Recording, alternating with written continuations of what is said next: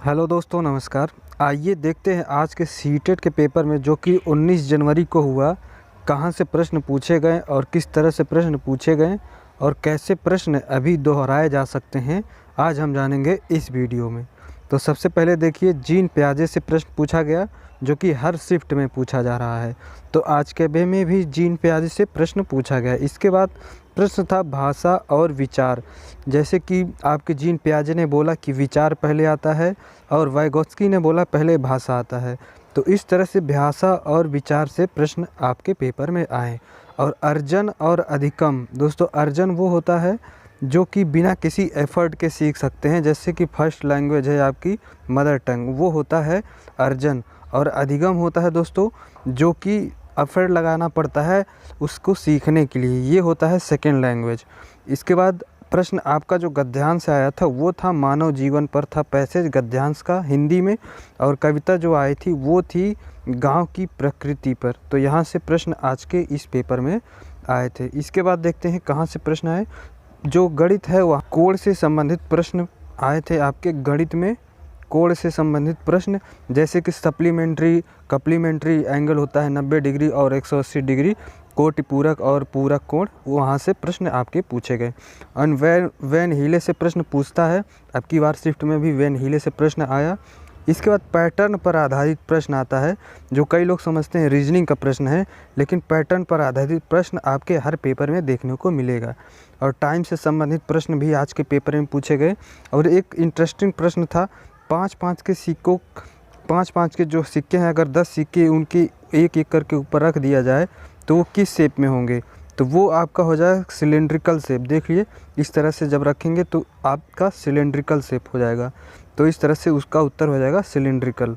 इसके बाद प्रश्न जेंडर से संबंधित प्रश्न था, जैसे कि इंग्लिश में कभी जेंडर को या तो सेक्स लिखता है या फिर जेंडर लिखता है। तो वहाँ से प्रश्न पूछा गया कि ये जैविक है, मतलब मानव निर्मित है, या फिर प्राकृतिक है। तो इसके बाद प्रश्न बना प्रोग्रेसिव एजुकेशन से संबंधित भी प्रश्न पूछा गया।